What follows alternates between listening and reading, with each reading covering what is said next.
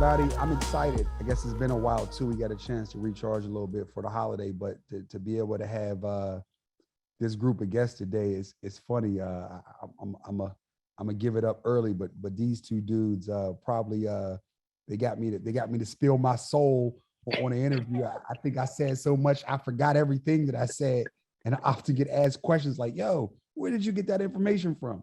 The interview with Bimma or the interview with Jeff. So it's a pleasure to be able to put them in a hot seat, man. So I'll take it over to them for a second. Jeff, I'll let you go first since you the OG here. This is revenge time for James. He's gonna grill me on the 20 questions now. So I'm scared. But thank you everyone for coming. This is an amazing room. I already see all the faces here. It's great. And yeah, free game. I mean, this is your opportunity to grill us. I wrote in the comment here, no easy questions, only tough questions for me and Bimma here, because this is your opportunity to really soak it up. And I want to appreciate James for allowing me on for this platform. For those who don't know, my name is Jeff Staple. I'm the founder of a brand called Staple. You might know us because of a pigeon logo that we've made infamous both in footwear and apparel. So Staple Pigeon is the clothing line. I also have a creative agency called Reed Art Department, AKA RAD. I also have a podcast on Hypebeast called The Business of Hype, which is where I interviewed Mr. Whitaker on. And then recently I've been expanding my ventures into the metaverse and Web3. So anyone out here in the Stapleverse gang, shout out to y'all, or the Meta Pigeons. But it's been a lot of fun just, going back to like old school brick and mortar retail days, to silk screening t-shirts, to dropping sneakers, to now, the Web3 and the metaverse. It's been an incredible journey. And this year happens to be the 25th anniversary of me founding the brand Staple. So 2022, I founded the brand in 1997, probably before most of y'all on this call were even born. I was silk screening t-shirts out of art school. So it's an honor to be here, man. And I can't wait to talk to everyone and have a great chat with y'all. Yeah, you were screening tees in 1997. I was walking across the stage throwing them. Yes. Our age is showing right now. Bimma? Man, Jeff said he had a grill in 88. Yo, thank y'all so much for allowing me to take part in the platform. What's up to everyone that's joining tonight for free game? I echo what Jeff already said. We want to have a real conversation tonight, and so that's what we intend to do. We intend to share honestly and authentically from our paths. I'm Bimma Williams, host of a podcast called Claim of Stories, where we interview different creatives and entrepreneurs about how they actually were able to break into the industry and create careers. Founder of Claim of Media, and my background is working in the sneaker industry. So I worked at Nike, Adidas on the Yeezy side, Saucony, and started in retail back home in Louisiana. So it's great to be with y'all tonight. Man, y'all boys got powerful resumes in here. And tonight we talking about harnessing a superpower, right? Did I get that right, Chantel? That's right. So y'all superpowers are y'all master interrogators of culture. That's how I see it, right? Y'all get people to sit across from you and then start talking about things that they never had a clue that they would say on the hot mic.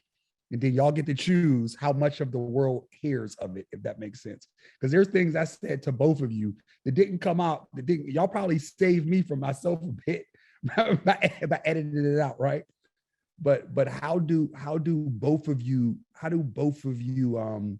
prepare, right? Because like I want to start from where you are and go a bit backwards, right?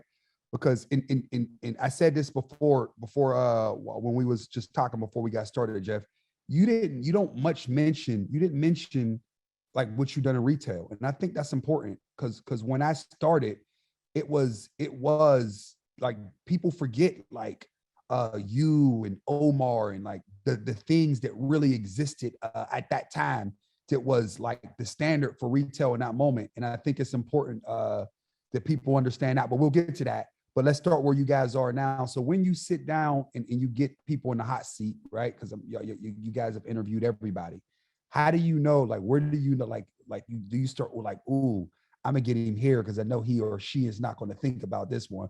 Or do y'all like sweeten us up with questions like, how do y'all break us down the way y'all do to get it out of us and actually get to a good end product? Bimma, I'm gonna let you go first. Give up your secrets first, man. I think the short part of that answer is rapport. It's trying to figure out what is the path to building a rapport. And what I mean by rapport is getting comfortable with one another. I think if you think about anyone that you share things with, there's a sense that you're comfortable with that person. And sometimes you can be comfortable with the stranger depending on how they approach you, right? And you end up sharing different things. And so, for me, I really think about, especially with you, James, I really wanted to start from a place of like, hey, let's just talk about, some stuff that we might have in common and get to a common ground on things, really kind of understand where each other are coming from, really trying to understand the things that we have in common.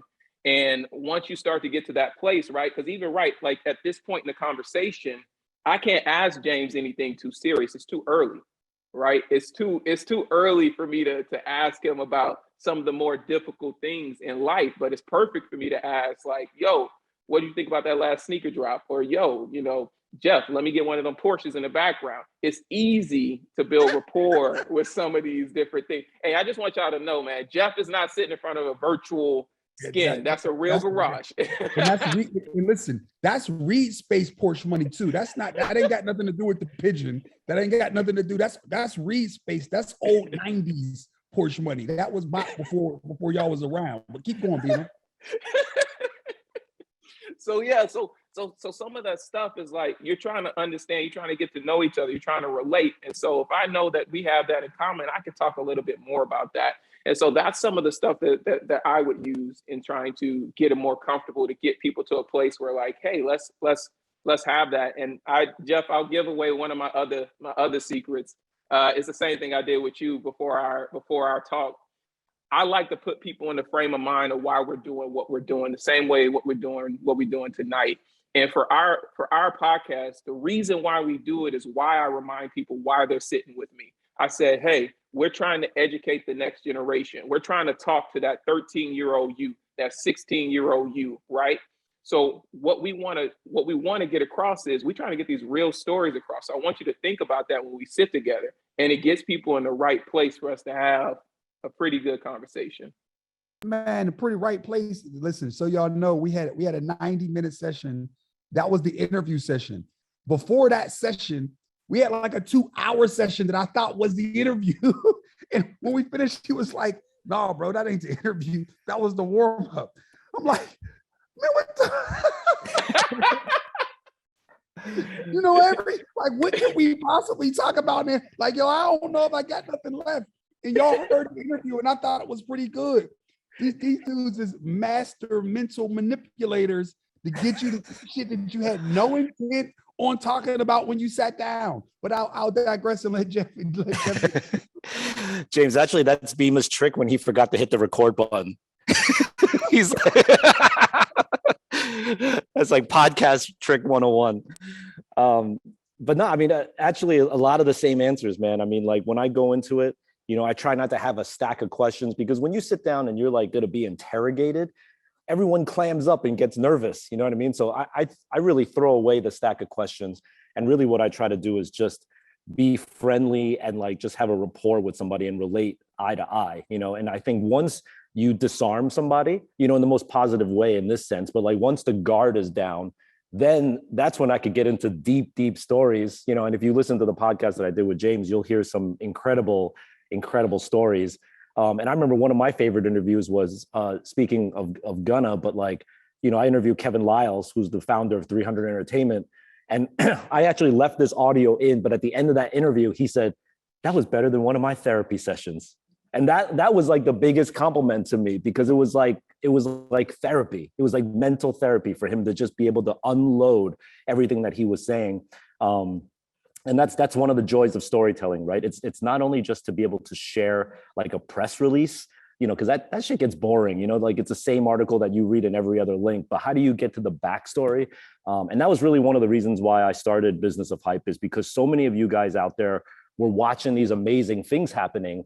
And these things take 8, 9, 15 months to create. And then all of a sudden it ends up on a 3-second like IG post that you just scroll past. And I wanted to be like, hold up, let's talk about how Jerry Lorenzo did that deal. Let's talk about how like Ronnie opened that store, let's figure all this stuff out, because that's where the meat of it is. Not here's the shoe and you buy it, but like, let's start back at how this conversation actually began. So I try to dig into that. And it's been fun, man. We've interviewed over like 100 people now at this point. And it's incredible stories. But yeah, storytelling is definitely a gift that Bimma has. I mean, when he interviewed me, it was one of the best interviews that I had ever done. And many people told me the same thing, that the greatest compliment is when they say, I've never heard you say those things in any other interview that you've ever done, except for the one on Clama. So definitely props to Bimma on that. No, and that's the incredible part, because this is a bit of the bit of the circle, right? Because I think I'm already a palms up, pretty direct person, but I think both of you managed to get something different out of me.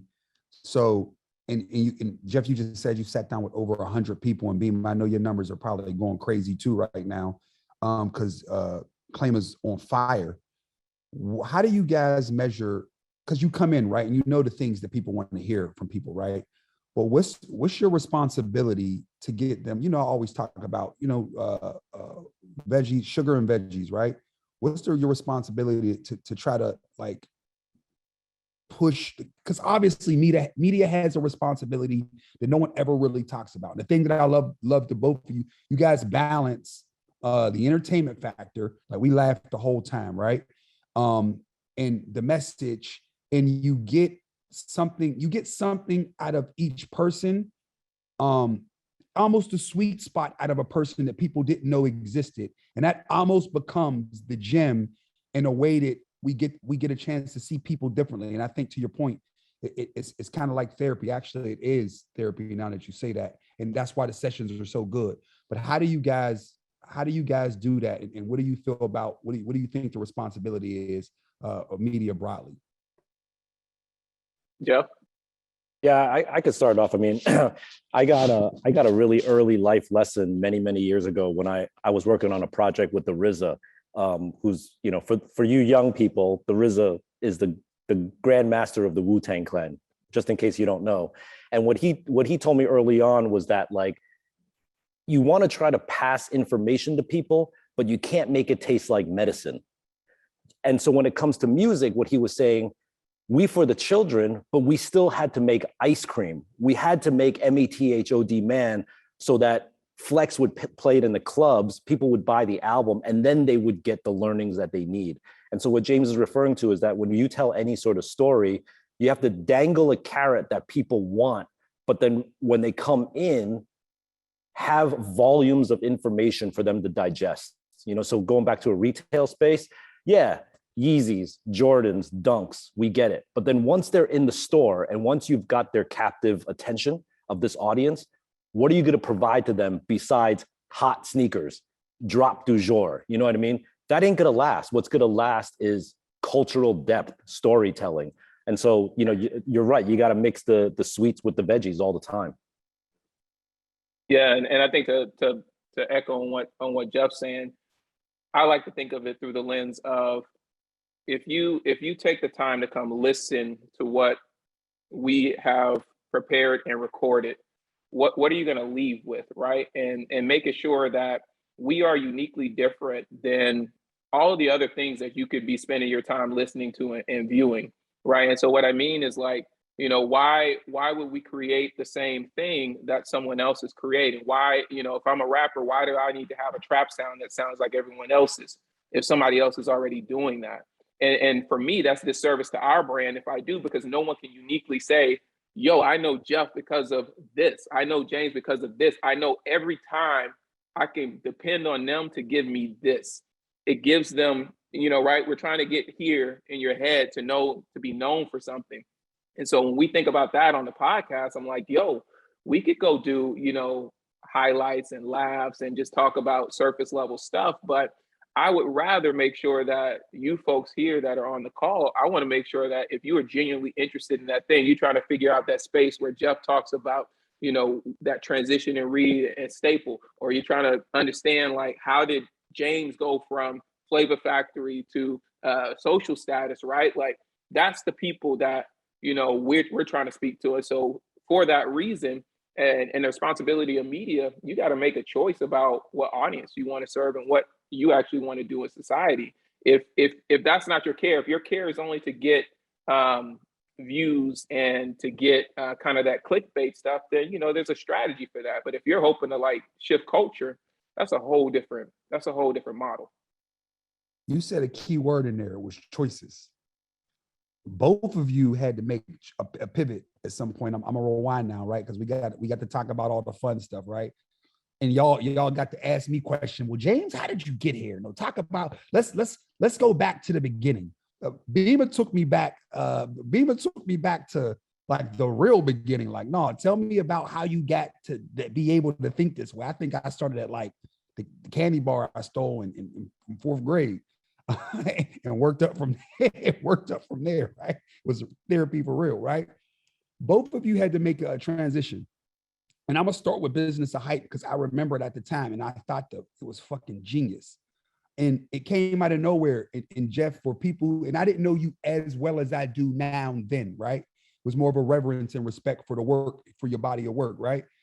But for you to transition, and you've made several transitions, so I'll let you start to choose, because you had the transition from designer and creator, right? Operator, right? Then back to design creator, back to operator, into media person who now does all of those things, right? And there was some ebbs and flows in some of that. So talk to everybody about like starting it at the sweet spot, because you done had some fucking really high highs, right? Hence the Porsches, right? But you've had moments where like when Staple was, I remember Staple was piping fucking hot at retail, right? In the moments where it wasn't, and you had to really reclaim your brand and make people understand what it really stands for and why, to keep the value of the pigeon, because I know what it means to you. But talk about that. Yeah, definitely. Great question, man. All the seat's getting hot right now. Seat's getting warm. You asked for it. But realizing your position and where you are in the world at any given moment, and then needing to pivot to adjust, is one of the key factors to success. Because it's great to be driven, and it's really great to have like your eyes on the prize and you're driving towards that one direction. But if you're completely oblivious to the factors that are circulating around you, and you're not seeing friends, enemies, allies, haters, what have you, right? It's a chess game. You gotta be able to move with 7 steps ahead in your mind to be able to make your next move.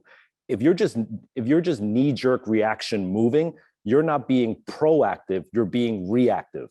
And let me like just explain the difference between that. Difference between that is like something hits me and I'm like, oh, I'm gonna react.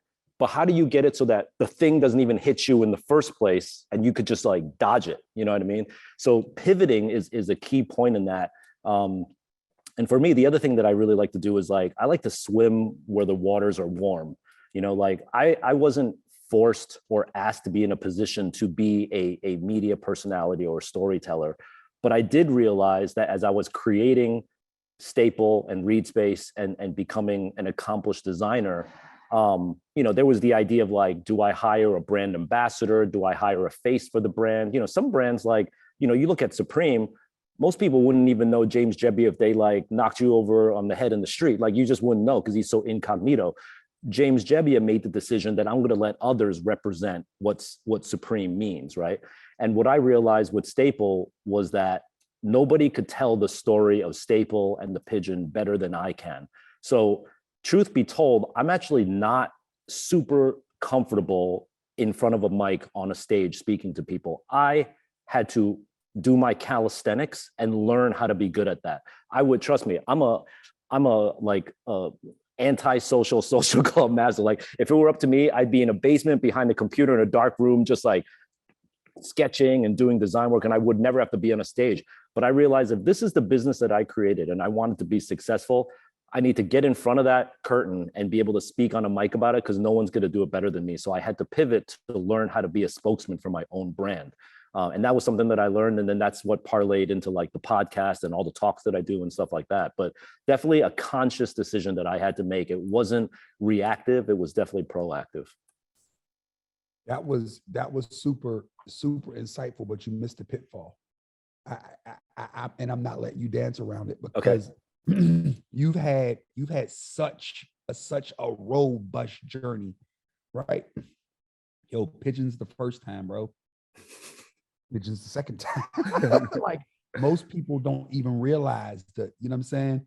Like this shit was a vibe twice, if that makes sense. And then in between, right? But talk to me about like the feelings that you go through when you like you mentioned like, yo, you're not an extrovert, right? Yeah. Talk about the connection, you're a creator, and the vulnerabilities that you have as a creator with your brand, and like, yo, when it ebbs and flows and when people count you out, right? Mm-hmm. But you got to hit them with the J laugh, and then come back on the verse, and they like, damn, on the J electronica to make motherfuckers go.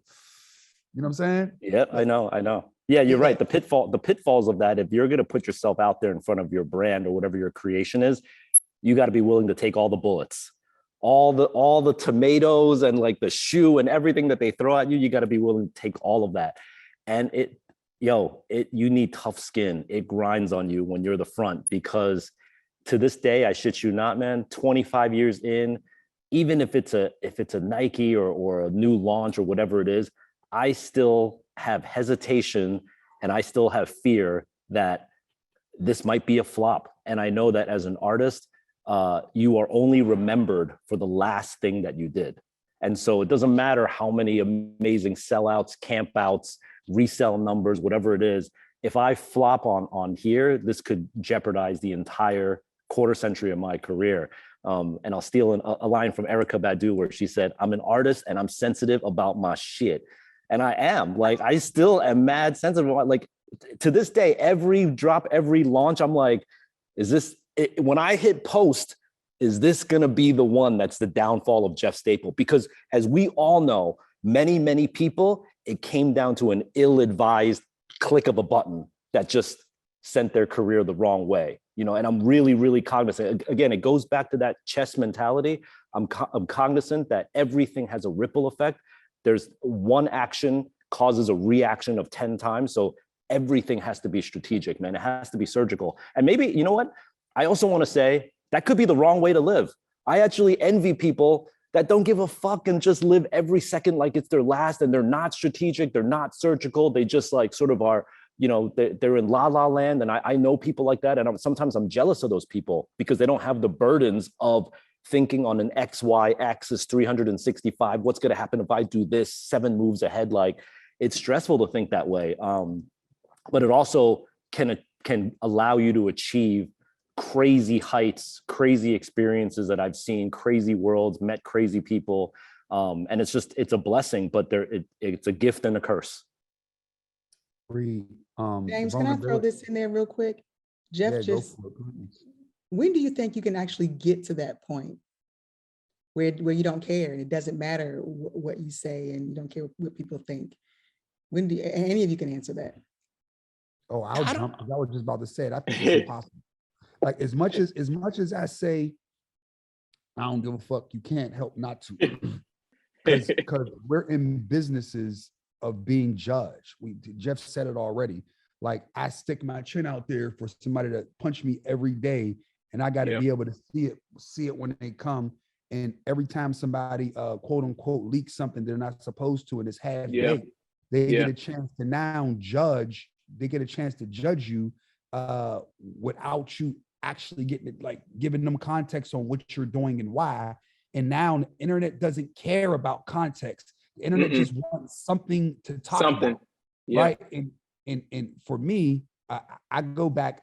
I wholeheartedly stand on what Jeff said, because I much rather I want to see you coming and backdoor you so fast that you think about even making a swing, if that makes sense. Like, yeah, I was about to punch this dude, and now I don't even think it's in my best judgment to swing on this dude. I think I want to buy him some roses.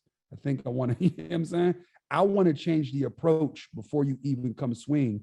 And if you come close enough to swing at me, and if you actually do hit me, I need to make sure that I'm able to fall lightly, return on my feet, and come back stronger, if that makes sense. So I think and Jeff is right. I think there's two people. I think there's a bunch of kinds of people in the world.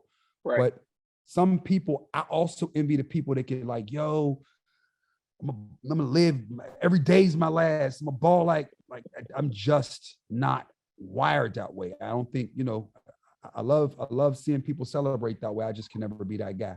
Bimma? Yeah, no, I think on that subject of like the opinions, first I want to address that one first on the opinions. I think you got to get to a point where you have to be accepting of those opinions and not necessarily let it sway how you're going to move, unless it sways how you move strategically, if that makes sense, right? It shouldn't be one of those things that you are hesitant to do what you do because you're overly concerned about someone's perception for validation. That's a whole different thing.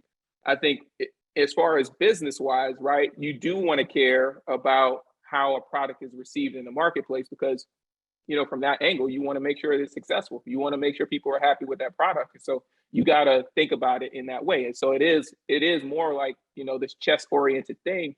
And to Jeff and James's point, I think it's also harmony, right? Like there are some days where I am more so on the side of kind of, moving in the flow of things. And then there's other days where I'm way more surgical about what I think should come out, how it should come out, how it should sound. I think it has that ebb and flow.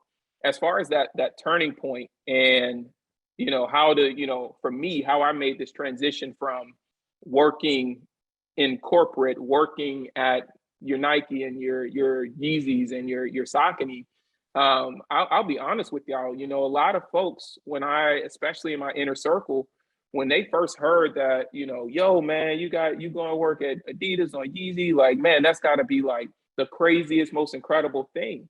And I was surrounded by some of the most incredible talent still to this day. After being everywhere that I've been, I got colleagues on this phone call right now that y'all still haven't seen some of their abilities. I'm talking incredible people. And so on the face value, you got to look at it. You got to be like, Bimma, what you talking about? Why are you not still there? But what's happening internally is what happens to entrepreneurs. It's what happens to visionaries. It's what happens to people who want something else. And sometimes they can't identify it at that moment. And so what I would have to tell you all is that in those times, that interest and that excitement was fleeting. It wasn't something that carried over because the underlying thing in it was I couldn't necessarily attach a sense of purpose to it. All I could attach was it was cool. And there was a lot of outside about like, yeah, that's the dope thing to do. And so what started to happen was this shift in me and trying to overcome this reluctance of like identifying actually what my superpower is. And so what I'll tell you is like, we probably all do this where you might share an idea and you might talk about it with the homies, or you might talk about it with your partner, but you might not act upon it. But what's really happening is maybe you're trying to find that courage to do it. And so what happened for me was I had finally decided my time at Adidas was up in the spring of 2011. And I mean 2019. And if y'all take account to what was happening through that time, that's pre COVID, and that's pre civil unrest is what the media likes to call it. But at that time, that's where tensions were high internally. And I'm talking high across the board, but they would start to overflow at Adidas outward.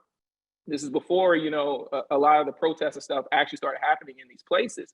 But I decided it was time to go, and I got an opportunity to go to Nike Entertainment, but because of the nature of the places that I was working, I had a non-compete, so I had to sit out. Right? Nike said they would wait. Dope.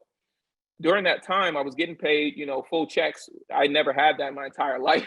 I've been working survival mode my entire life, so I didn't know what the hell to do with this time on my hands. But my brain, it just goes, like, it's just always clicking. And I had met my co-founder at the time, BJ, and we were just meeting about this interview concept where we were like, yo, where is the information about how to get into this industry from people that look like us? I didn't want to hear from anyone else. I wanted to hear from people that look like me, that came from the background that I came from. I don't want to talk to anybody that's got a connection with a sneaker exec, because that's not real for me. Like, I don't want to hear it. So I wanted to find those stories. And our ambition was simply to just get it to anyone who had access to a Wi-Fi. So if you could get to Wi-Fi, you could get these recordings. And we just wanted to tap our network. And so there's an event that's called African American Footwear Forum. And they were aware that we were messing around with this idea. And they approached us about, hey, can you come be a part of the footwear forum in Portland? And, you can do a small room. You can, maybe you'll get a couple people that'll come into these rooms. You can fail fast, no problem. And I said, yeah, that sounds dope. Like, that's great. That's kind of what we want. Like, I want like 10 people. About a week into that, right? Like a week before, they said, hey, we got a hole in our programming. We actually need y'all to get on the main stage. And I was hella resistant to that, because at this time, y'all got to understand, I never had a track record for interviewing people. And also, like Jeff, I had extreme anxiety about speaking publicly. So what you see right now is a lot of work. We talking a lot of hours going into being able to sit with y'all to have this conversation as frankly as we are. And so I remember after all that resistance, I agreed to go up and do this on the stage. And we're talking a 3-hour stint. And I had, like, before getting on the stage, you got the back sweat, you're like, oh my God, what am I about to do? But what I got to explain to y'all is what was at stake. And what was at stake is, it is African American Footwear Forum. It is my peers. It's folks from Adidas, Nike, Under Armour, Columbia, right in the audience. ESPN is there. Footwear News is there. And so if I was going to fail, like, this was like, in my opinion, this is over, right? Like, this is like, I'm going to cancel myself. And this is when I discovered what my superpower was. I remember going through the first couple minutes of those interviews, like the first interview, and I was checking time. But by the time we got to the second and the third interview, that time melted away. And I was super comfortable. The person in front of me that I was interviewing was hella comfortable. And you could hear the audience like reacting. And I was like, wait a minute, man. Like, I think I might have something here. And after I got off stage, people from ESPN and Footwear News came up to me and they said, how long have you been interviewing? And I said, today. Said, today is how long I've been interviewing. And all I want to get across in that was that there was 2 things that happened. I experimented, right? Like, I experimented in the extreme. I'm not telling you to jump up on stage, please. Think twice about that one, because there's so much that could have went wrong there. But the experiment is important. Like, you got to experiment. Jeff is going to a whole new space. Jeff said he's been in the game 25 years. He's going to a new space. What? You don't have to, but that's growth. And then for me, that second part is feedback from the right people. Like, don't just take feedback from anybody, y'all. Like, sometimes your family, they don't have your best interest in mind. They might be projecting on you. So don't, if they tell you, hey, I don't know if that's a good idea. You know how many people, and again, just to preface this, and we'll get to this later, how many people told me, don't leave the industry, bro. Don't leave the good gig. Don't leave this. And I was just like, they could have been right, and they still could be right, but I'm determined to make sure they never right. Man, and I think part of it is we always live in fear of being canceled. I think, Jeff, y'all both saying a lot of the same things, right? Like, it's crazy because I never knew that story, so I feel accomplished right now as an interviewer for getting you to for getting you to tell me something I didn't know, right? But talk about a little more about, like, you went from Yeezy to entertainment marketing and Nike, and left both to do what you're talking about now. The courage, the conviction, what that takes. Like, what was that process like? And the hate is, it's not hate, it's just a disbelief, because we begin to believe that we don't, as individuals, we don't always understand our purpose, our superpower, and our value, and we're not courageous enough to step out on faith to say, I got this shit, and I'm going to go regardless of what happens. And it's okay if I fail and need to go back, right? So people, I think I said it to both of y'all, like, yo, what's the worst case? I'm gonna end up right back on the same corner doing the same shit, worst case, right? So best case is I go try to figure it out, right? So, but talk about the thought process while you were going along on that journey and making a transition, ultimately going from being on that stage to Claima existing in a meaningful way. Yeah, I mean, James, you hit on a lot of things, and you got to think about kind of what's going through my head. I think a part of it goes back to upbringing and what you're surrounded by. And so what I mean by that is my upbringing had never been surrounded by entrepreneurial thinkers. It never was necessarily around folks that it was normal to go get it however you saw fit. It was, hey, go to school, graduate, get a good job, work for someone, and work up through the system. Now, don't get me wrong, there's nothing wrong with that. The problem with that philosophy was that it wasn't uniquely for me, and no one in my environment had educated me to the fact that you could take a different route. And so as I'm progressing through my career, the most natural thing for me in my career was to be able to be entrepreneurial in the spaces that I was in. So, when I was at Saucony, I created the role where I was doing global collaboration and overseeing marketing. When I got to Adidas and I was towards the end of that, I created my next role within Adidas and got them to approve it.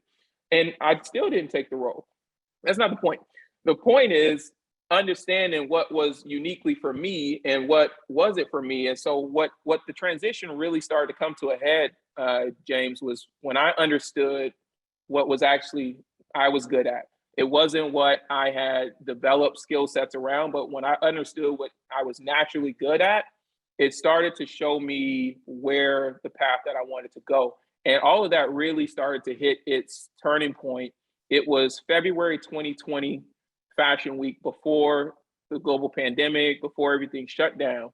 And I was with Nike, and y'all know, I'm from Louisiana, and my homies, and we're talking, we're like, yo, bro, I'm here, and they're like, bro, you made it, blah, blah, blah. And my mom's good, she's happy. She's like, you've been wanting to do this since you were like 17. That role didn't exist. You didn't have anyone to guide you there. Like, you got there.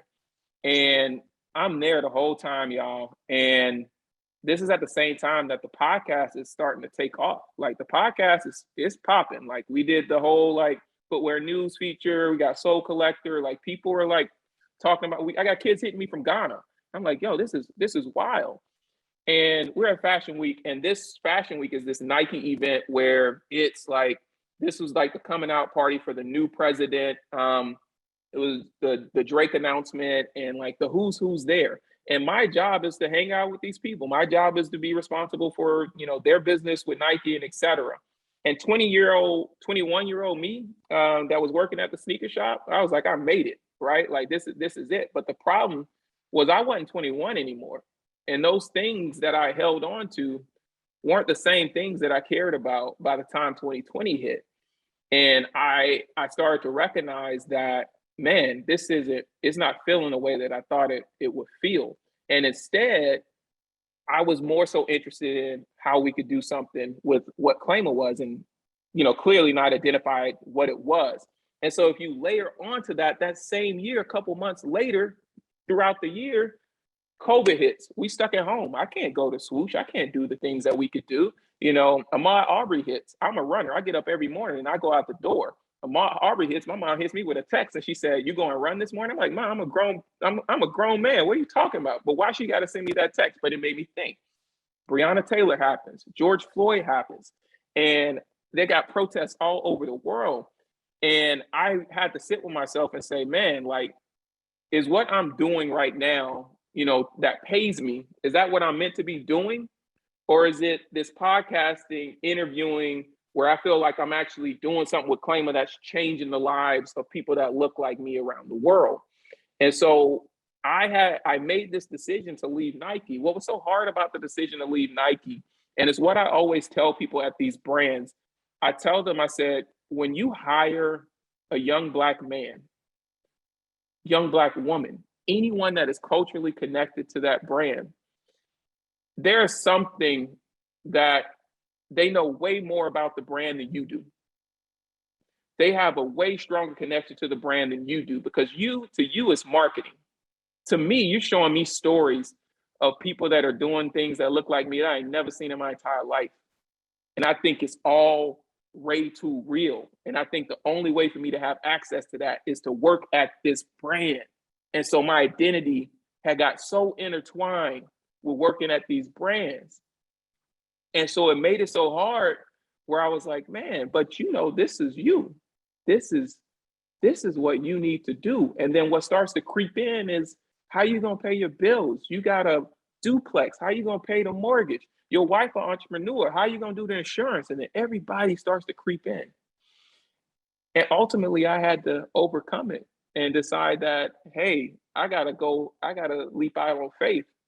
Like I gotta take that leap. And so I made that decision in 2020, right? We talk about the great resignation now. I made my resignation August 2020.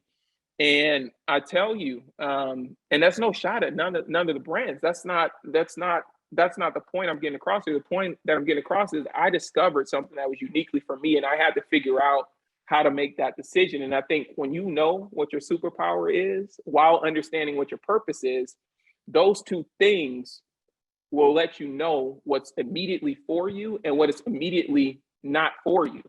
And I knew that I was supposed to be doing this full time. So that's that journey and that thinking that allowed me to make that switch. And I think just that entrepreneurial thing, James, you went through it. Jeff, you've been through it. You know that I don't necessarily know the in-between of like this and the money, but I know it's gonna come, and it came. But the catch is this, let's talk about in both of y'all. There's some hard moments, right? Because man, the desperation that you feel, because you know it, right? But I never had, and I said that both of y'all, all I ever had was the hustle, right? And I didn't have an opportunity. I couldn't get a job. By the time it was time to get a job, I already had an F. They wasn't going to hire me then, so they damn sure wasn't going to hire me with that. Not for what I knew I needed to do. That makes sense. And trying to make it add up is tough at times. How does those vulnerable moments feel, and how do y'all wrestle with those feelings? Because on one side you get the strong entrepreneurial pull, and you know your purpose, right? And you double down in it, right? And if you ain't never been through, a lot of y'all in here, you never been through needing to send that email to credit saying, I ain't got it. You know what I'm saying? Like, I want to get it, wish I had it, but I ain't got it. You know what I'm saying? Like, before you can get to a point where everything's smooth, right? Everybody likes to think that it's insta this and insta that. And everybody starts to think like, yo, there are superpowers that Ye possesses. Like, yo, you don't become a multi-billion-dollar part of a business, or Adidas, or specifically Nike and Jordan. These companies exist because they're beacons of our culture. But Bimma's right. We own those stories because we live them, right? But with all that being said, let's talk about some of the desperate moments, because I don't want people to think that this entrepreneurial bug that we get all of a sudden is like bing, and then next thing you know, it's Insta with Jeff with the background with the Porsches that's real, because that ain't a background, right? That don't happen that fast, right? Talk about those moments when you like, shit, babe, you got a couple dollars, because I ain't got it. Mm-hmm. Wish I had it, but I ain't got it. You know what I'm saying? Yeah, I think one of the superpowers that anyone on the Zoom call can harness is, and this is kind of what you're alluding to, is trusting your gut instinct. And when you're young and you're just starting out, it's natural to second guess even yourself. You have some doubt and you let that doubt creep in, and it's really like a cancer. It starts to be infectious. But I always remember starting out, when I started Staple, no one in my family wanted me to do it. They thought I was crazy. They thought I was crazy even for going to an art school, to be honest, because they thought that was like a failure of a career choice already. But like being in the sneakers, like, and being in the like silk screening t-shirts, like no one understood what I was doing. And so people were feeding me, just like Bimma was saying, external self-doubt, which inevitably creeps into a reflection of yourself. And when you look in the mirror every morning, you ask yourself, like, am I on the right path, right? So a superpower that y'all can harness is learning to trust in your own instincts and your own gut. And the more you can do that, the more you can start trusting your decisions. Because here's the magic thing that I learned. I remember on a Monday when people were saying that I was crazy. You know, the things that you're doing, Jeff, like not crazy dope, like crazy. No, you're like literally, you've lost your mind. And then on a Tuesday, Jeff, you're a genius. And what I learned is that the difference between being crazy and being a genius is 24 hours. That's it. It's like, I didn't do anything different. What I thought on Monday, you said I was crazy. I'm thinking the same way on Tuesday. And now all of a sudden I'm a savior and I'm a genius. What happened? Like, y'all changed. I was staying on the same path. You know what I mean? So I think you gotta, and now, because I've been doing this for 2 decades, I've trained myself that when I smell that fear and that hesitation, when I look in the mirror, I know I'm going in the right direction. Now I'm like, oh, I'm getting the goosebumps about this. This is right. This is good, you know, because I don't want to be in a place where I look in the mirror and I'm like, this is the safe decision. As a creator and as an artist, that's not where I want to be. I want to be scaring myself. And I will say on the flip side of that, I don't want to be reckless. That's different. You know, being on the edge and sort of having some fear and anxiety and sort of self-contemplation and a little bit of self-doubt is okay. Recklessness is a whole different thing. I'm not telling you to be reckless. I'm telling you to push yourself to the edge where even you feel uncomfortable about yourself. I get it. That's a 5-10 year journey to the point where you can actually use that fear as fuel. Yes. But that's where I'm at now, man. I look for that fear now. I need you to go more there because I didn't want to interrupt you. Because talk about that, because when you get nervous, right? And I'll say, I'm gonna get in trouble for saying this. When shit leaks, I get so frustrated. Because yesterday I screamed at my son because I was starving and I worked all day to like 8 or 9 o'clock through. I had to get somebody else to get them food, and then I get in a car to take a call, and he took my charger. And it's something that's so small, but when you're prepared to do things a certain way, and then someone takes away your ability to finish something in a meaningful way, it pains you. And to go into what you said a little more, like the nervousness starts to kick in, and it for me, it makes me go even harder. And Jeff, you start getting nervous, and you know you're going right, and you know you're going in the right direction. But is a part of you, is that a part of the fuel that makes you push to make sure it goes too? Or is it just something that you nailed it, your experience goes? No, you nailed it. You nailed it on the head. The scarier it is, the more I push myself to be like, I need to triple check to make sure I have crossed every T, dotted every I. You've had to evolve multiple times, and you've had to understand the evolution of your brand and brand management, and the level of intentionality that it takes to navigate that landscape is impossible for most people to even think of, right? Because most people think of brands as like a blip. Like, what can I get now? And me and Bimma joke like, oh, another Porsche, because the financial lever is singular, only happens in that moment where everything went right? But for you, it was the evolution, the purpose, and the belief of you and what you needed to do to keep your integrity, right?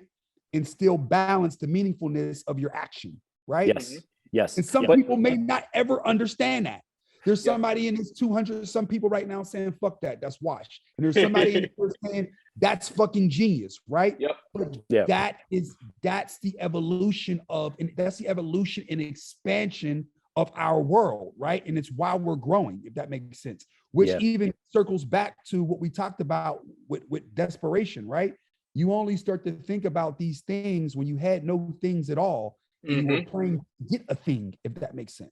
But can you imagine if I got to peek into a Marvel parallel universe and I said, I'm not doing this deal because of hypebeast comments, and then I didn't get the equity in the company? Like, that's the epitome of outside forces making me do some dumb, stupid, juvenile shit. I'll say, Jeff. Oh, go ahead. Bimma.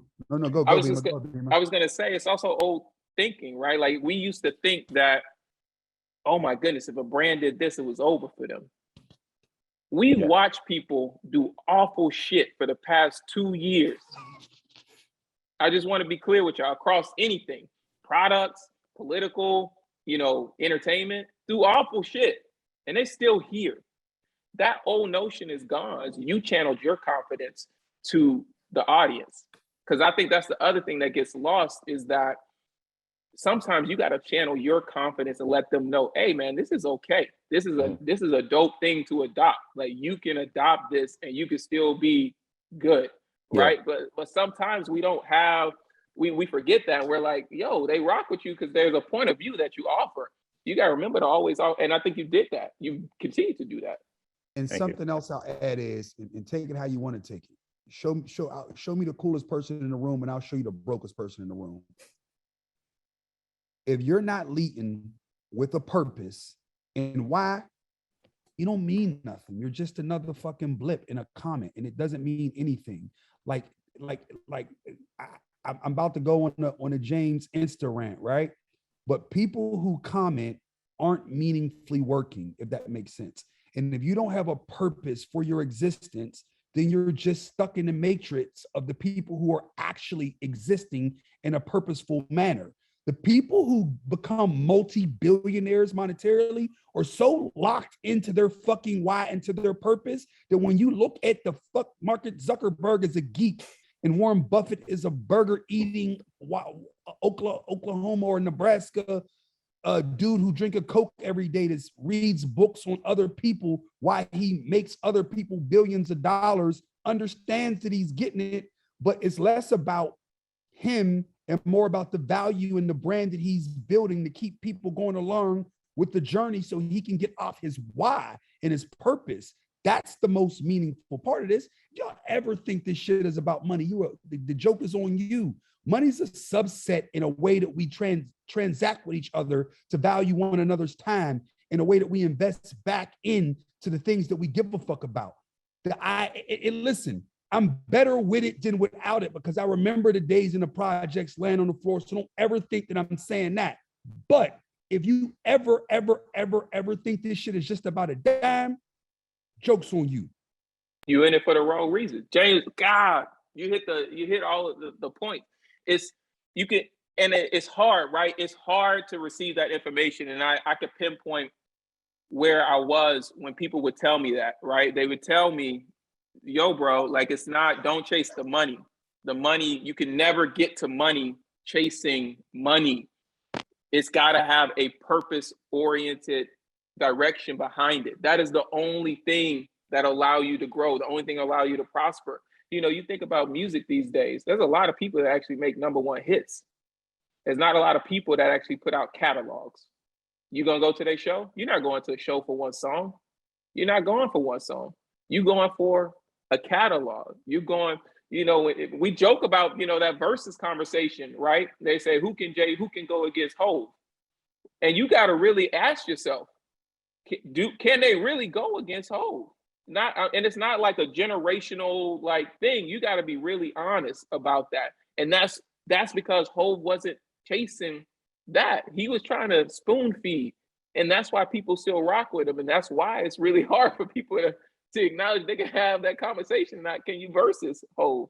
And you got to think about that, man. It's the hardest thing to think about, because when you got $2 in your bank account and somebody telling you that you shouldn't be focused on the money, it does feel like a slap in the face. But it's an oxymoron. That's just facts. And I want to add a point to that too, because what they're spitting is all facts. And I'll tell you the other scientific reason around why they're spitting facts is absolutely true. It's because if you are chasing the money and that's all your intent is, and you don't have passion or purpose behind it, you will burn out. This is a marathon. And the problem with chasing cash is that you can't sustain the race long enough if you're only chasing cash. You have to have a purpose behind it. And that's what will allow you to run the marathon long enough to catch the cash. That's the secret right there. And the Wow. other part that I'll add, since we're going down this route, right? Because go back to it. Less about the cash. Success or luck happens, whatever words you want to use, when preparation meets opportunity, right? And the thing that we've all been void of as colored culture, right? We've all been void of meaningful opportunity to tell our stories and to do the things to do and talk about the things that are important to us, right? Because when you can do that, you can start to unlock your superpower. That's why some people say to be in certain jobs is their everything, right? And listen, one of my homeboys always said to me, yo, somebody got to be the plumber, somebody got to be the designer one, somebody has to be the VP of a publicly traded company, somebody has to be a CEO. We all got a role to play, right? But you also got to know what's best for you, when and why, and understand evolution, growth, purpose, courage, superpowers, real relationship, real feedback, meaningful context, keeping it honest with yourself, intentionality. Those are all the things as human beings that lets us be strong. And it's the reason why Earth can live. Like, yo, humanity might be fucked in this one moment. Sorry if you don't think it is, but I kind of do. Humanity might be fucked in this one moment, but over a longer period of time, it eventually triumphs, right? Because at the end of the day, yo, it's not always about growth and chasing bars and insta-fuck, right? It's truly about a group of people getting together and having a shared community to move the world forward in a meaningful way. And capital is a way to help us grab it and invest more and move it forward to grow our way, right? So in 2030 something, we can have a president that comes from our world that speaks to youth culture in a meaningful way, because youth culture in 2030 will be in its 50s and some in its 60s, right? And young folks will be able to connect to it. And then we can meaningfully start saying like, yo, why the fuck is people in jail for selling drugs? That's stupid, right? Like the fact that like, well, if you get a 30-day late on your credit, that gets repaired in a year, right? But if you get a felony when you're 15 or when you're 18 for some bullshit, that affects your life forever. Does that actually make fucking sense? Right? Well, what are we actually talking about? Right? And until we can start to take control of our existence in a meaningful way, we ain't making no noise for real, right? So if you start to think about what it is that we're getting at, right? And me being mindful at a time, I think the thing that Bimma and Jeff has added is the ability to take these cultural people and make them superheroes. Like, yo, there was something that Jeff had to see at the time when he interviewed me. It was super early. I'm like, you want to talk to me about what? Does that make sense? Like, I didn't understand the power of the story until others heard the story and they talk about it, right? I didn't understand I knew how candid I was from sitting in meetings, but I didn't realize that other people wasn't necessarily playing as palms up with the information until you sit in a meeting. But now we all understand that's the way that we all need to work in order for us to move forward, if that makes sense. And these men are our next commentators for the Meta platform, where we want to sit and hear the world's news in a perspective of culture in a meaningful way. Because yeah, we like sneakers, but we also don't want our homie to get fucking killed by the police when he jogging. You know what I'm saying? Ain't nobody with that shit. And I think we're in a place where now everybody, like, I don't really think if you say the N-word that I was about to say in the wrong place in New York around some white folks, you might get fucked up. Everybody will look at you like, or if you say something disparaging about somebody that's a homosexual in some places, people look at you like, what the fuck is wrong with you, right? Like, people take that shit, white people take that shit in a fucked up way and might jump on you. But there's still other places you can go in the country where they championing that shit, right? For me, and this is the flower moment, y'all are important for making sure the world sees culture the way it's supposed to be seen. And I thank both of you for keeping us accountable, specifically me accountable to making sure I'm me 100% of the time, even when I'm trying to shy away from being who I naturally am. With that, Chantel, I think we probably should take some questions. Over here rocking James Whitner for president. I'm too busy rocking back and forth. That was really good. Do want to take a couple of questions, and I want to go to George Baker. If we can unmute him, make sure your camera is on, brother. And I'm gonna do this. Ask the question that you put in the chat for kryptonite. Okay. Keyword. Let's go. Okay. Word. Well, hello everybody. My name is George F. Baker III. Thank y'all so much for spending the time talking to us. But one of the things that I wanted to ask, especially being the fact that we're on the subject of, what's your superpower? How do you acknowledge, and have you acknowledged, your kryptonite? And with your kryptonite, how exactly do you defeat it or get over that obstacle? I want to jump all over this landmine. George, I would say, as a new entrepreneur, I've had to acknowledge my Achilles heels very quickly, because they have been the difference between me being able to remain an entrepreneur and being out of business. And so what I mean is, one of my superpowers is interviewing. Another one of my superpowers is having the vision for where we want to go. There's things that I'm not so great at, right? Like, so I think, one of the best examples, there are two things that we did this year that are indicator of me acknowledging what aren't my superpowers. So one is on our brand partnership side. I've developed that muscle, but there's someone that is incredible at that. They have spent years being great at that. So we brought that in-house. And so there's someone that already has 10x our investment. I am not the most organized. So we brought in an assistant. She's in her first week, she's already 10x my life. You got to be honest about what you can do and what you're really, really good at. You got to spend time, and you got to have people like you asking you that question in your life. And then you got to make that investment and move on. Because if you sit there and try to act like you don't have any weaknesses, you're not going to make much progress. Yeah, it's funny because I was going to say something really similar, but it has to do with like that obsessive compulsive disorder of trying to be perfect and trying to control everything. And I learned that, Bimma, like 10 years into doing Staple, that like, I can't design the line, sell the line, balance the checkbook, and take out the trash. Like, I can't do it all. I could try to do it all, but something's going to get messed up. So I need to find somebody who's going to do the checkbook part, because I suck at finances and math. So like, why am I going to, there's this thing that's called opportunity cost. It's not only the time that it takes for me to balance the checkbook and do it like with a C+ quality, but those 3 hours that I spent doing a terrible job balancing the checkbook, I could have been designing the next great thing, but the opportunity cost has now prevented me. So it's not a single cut, it's a double cut that happens with that opportunity cost that's lost, So learning to delegate took me a long time.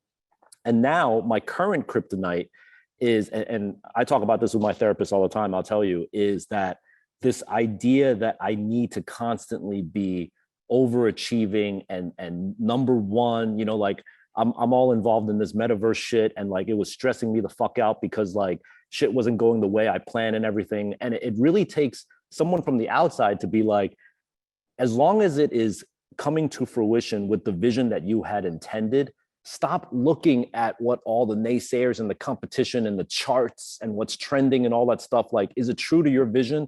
Then be happy. But it is hard, and I'm still dealing with every day. And I'm sure, all the successful people on this call are as well, is it's hard for you to look left and look right in the echelon that we exist in and not be like, damn, I gotta keep sprinting because like everyone is running so fast at this level. But it's like, sometimes you just gotta be able to pat yourself on the back and be like, nah, y'all are killing it. And it's like, just take a breath, look around, and be proud and be happy of where you are in this world. you know, and that's my kryptonite, is trying to just give myself flowers every once in a while. Yeah, my kryptonite is I don't know what flowers are. Chantel called me out on that the other day. For me, I don't. I still see it. I just spoke to one of my homies and he got life. I got life then, right? So for me, it's I'm still so deeply connected to where I'm from that I can't see past the lowest man on the totem pole. So the high man's the low man. So for me, I can't be there. I can't be here by myself because it don't mean nothing. I think that's dope. Actually, I don't think that's a kryptonite. I think that's amazing. That's a superpower. Yeah, yo, it's and that shit. We said it earlier. It becomes the same thing that gives you fire, right? But like, yo, when you got like being there alone, like you can't really celebrate. What the fuck am I celebrating? You know what I'm saying? Right.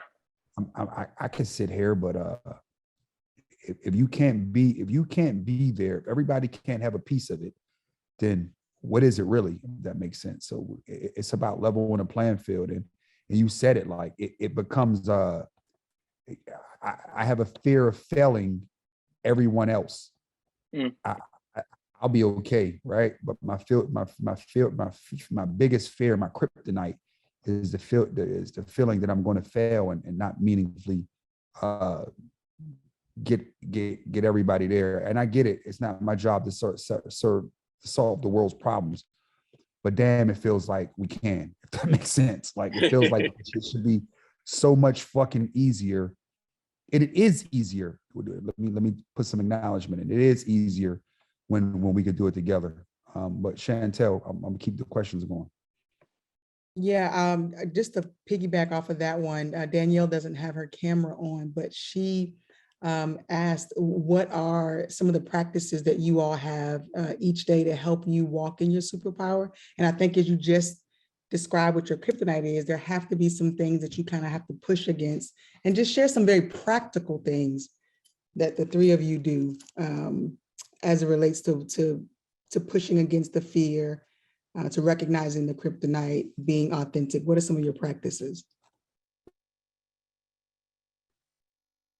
I can go first, fellas. I think, you know what? I never thought, I've always been a confident dude, so I knew what it is that I could get after, right?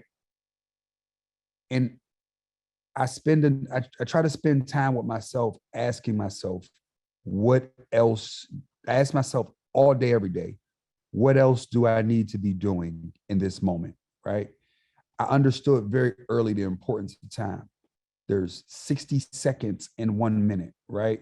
There's 24 hours in one day, right? And the people who work the hardest and the smartest beat the talented people, right? And the other catch is most people don't really want it. Most people want to pose for the picture, right? So while people posing, I'm getting to it, right? When people talking about what they want, I'm getting to it. When people partying, I'm getting to it. When people doing whatever they doing, I'm getting to it, right? And before I go to sleep, I'm thinking about getting to it, right? So like for me, I'm laser sharp focused on why I'm here, if that makes sense. And my superpower has to evolve. Hence Jeff's career, right? There's evolution of the things that are superpower. And some seasons call for courage, and some seasons call for leadership. Some seasons call for compassion, right? Some seasons call for selflessness, right? And it's understanding and being present in where you're going and what it takes to get where you want to go in order to kind of like keep yourself honed in and focused on what it is you need to do, right? And it takes a lot of being present in yourself and being focused on the people that are really meaningful and focused on having really valuable fucking relationships and not these transactional fuck boy and fuck girl as, hey, how you doing? Like that don't mean shit. Invest real time in real people that do real shit and things will happen, right? Everything else is bullshit. Bars. Gosh. I know. Gather James, together. you're making it hard to follow up. Yeah, I think one of the biggest things I want to echo in that is you got to invest time in yourself. We don't do enough time invested in ourselves. You know, you got to think, if you analyze the day and all the hours in the day, how much time are you spending working on yourself?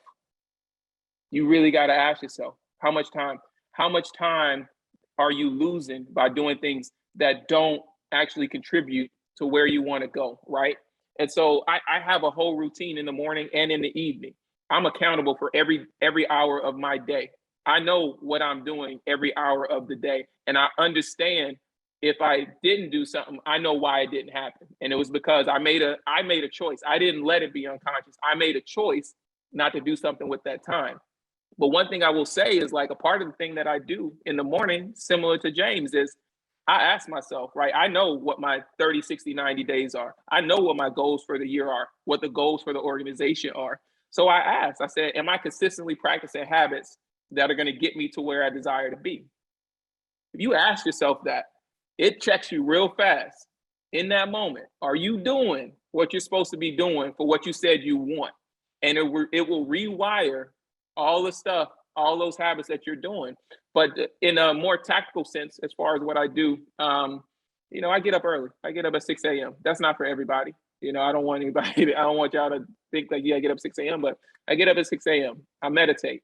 I read, I journal, and I exercise. And for me, that puts me in an amazing frame of mind. And I do affirmations, right? Like James is confident. I've had to work on my confidence because I didn't feel like that was built up throughout my childhood. So that is a growth skill for me. I had to get to the point where I've had that, right?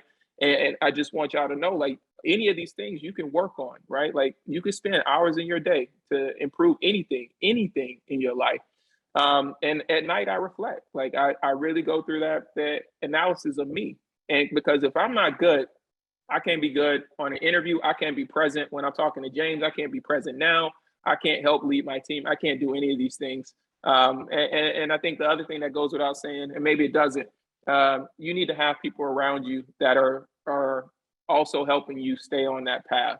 If those folks aren't encouraging you to do the things that you said that you dream of doing, you have the wrong people in your life. They should not be in your inner circle. Well said, and I'll add one more tactical thing that I learned early on, and it's something to help you speak, and it's something to help with just personal encouragement. If you can't look in the mirror and look yourself in the eyes and have a meaningful conversation with yourself, you're lacking something, right? And we all lack something, and you got to constantly look yourself in the eyes, in the mirror, and have a meaningful conversation. The second you can't have that conversation with yourself and keep yourself honest, that's when you know you need to check in. That makes sense. Me and that mirror got an intimate relationship with one another. And my biggest critic is myself. And I stay in that motherfucker with the confidence to keep myself honest about what it is I need to be doing. Because ultimately, if I can't check me, I'm my biggest problem. Absolutely. The insecure mirror is very real. Issa Rae was on to something with that. There are two people that asked a really good question. And I'm not going to have you come on camera because both of you asked it, but it's really, really good. And we're going to close with this one. How do you all want to be remembered? This comes from Mike Davis and MDA in the chat. How would you all like to most be remembered? I'll jump on this one, James. I think it's most appropriate for you to close. I want to be known for my contributions to helping create a more equitable society through entrepreneurship for us, for people of color, Black people, Latino, Asian, Indigenous. And I want to be known for doing that through media. It's that simple. Awesome. I'll let you finish, James. No, go ahead, Jeff, please. I just want to be remembered for, bringing some connections, abilities, access. I've been blessed to really be able to create and help architect and have a hand in creating a playbook for a way of living and a way of success that maybe, you know, to our parents' generation wasn't something that was even feasible. And I'm hoping that I can contribute to write the playbook so that, you know, instead of some of you watching this right now, instead of it taking 25 years, it takes 2.5 years. And if I can somehow help in allowing you to learn from my mistakes and my errors and do it in half the time or a quarter of the time, then I feel like I did something right. And I use the medium of design and products and retail and storytelling to convey that message, because I feel like the traditional way of putting it into a hardcover printed textbook in a $80,000 a year university just isn't the move. There has to be other ways that we can unlock this, which is why I feel like shows like Free Game are just dope. This is the new university, you know? And I just hope that I can have a contribution in that. That's what I want to be remembered for. Both of you fellas made it very hard on me, because I think we're all talking legacy talk, right? Because ultimately, I don't want no shorts. Like at this point, there's not nothing that I don't believe that we can do. Like I'm a strong believer in the leaders of youth culture, and that if everybody got in one room on one accord, that there's not nothing that we can't do. So shit, I want it all. I can't act like I want to level the playing field. I want white folks to acknowledge that the world's problems is theirs to solve, because they're the majority, and getting lockstep with the rest of us to help balance this shit out so we can have less problems, right? So I think it's about creating meaningful platforms and telling stories to create empathy, so we all understand that we got a personal responsibility to make shit better. So for me, I'm always anti anything that gets people to not concentrate on changing shit, right? So earlier we talked about, you know, having fun and some of that shit that probably my fun is different. This is my fun, right? I'm wired a bit different, because one of my favorite lines that most people didn't hear, one of my homies told me about a conversation they had with an influential person. And they led the conversation with, all we got is time. We got 100 years, and I'm 43 years old, right? And what we'll be known for as a society is what we've done with our time. When they read back in history books and talk about what happened between 78 and the day that I dropped, the people who I stood with on this earth, if we don't mean something. If those span of years don't mean nothing, that means we wasn't nothing, right? And that's the last thing I ever want to be known for. And I know I can't do it alone. So it's a collective thing. So it's about building meaningful community and trying to work to get us together to have some level of empathy and get us to all connect as a unit. And I think with that, the world will become a better place. So I don't know if that answers the question, but that's all I got. And that's all we needed. Wanted just to take this time to say first, thank you to the 223 people who decided to join us tonight and stay tuned the entire way. A round of applause for you all. The chat has been on fire. We have not missed. We see you. We see the ideas coming in, and we will take them into consideration. Y'all are awesome. And we are super, super honored that you could join us tonight. To Bimma, to Jeff, to James. James, I know this is the job and you do it. But to do it the way you three did it tonight was phenomenal and encouraging. So thank you all for taking the time to be here. Thank you all for joining. Stay tuned for what we have coming up. We're super excited to continue to share and build with you, because there's room for all of us to win. So thank you all for coming out tonight. Thank you so much, everyone. Thank you all so much. Fellas, I appreciate everybody. I appreciate you guys, Chantel, team, Bimma, Jeff. Thank you, everybody. Can I say something real quick, James? Can I say something real quick? Go for it, Bimma, please. Hey, James and Jeff, thank you for allowing me to participate. I told y'all I was going to give y'all flowers before this thing was over with. I look up to y'all. I still look to y'all. I appreciate y'all for allowing me to join you in this conversation. No, Bimma. Same, man. We do this shit together. Every last one of y'all, we do this shit together. There's never can't thank me. We got to thank us. We got to do this shit together, yo. Yo, I appreciate y'all, and hopefully everybody come back next session or whatever it is we're doing next. Yo, enjoy your Have a good night, everyone. Rest of the time. Peace. Thank you guys so much. That was fantastic. Peace. Thank you, Whitaker Group. Okay. Appreciate y'all.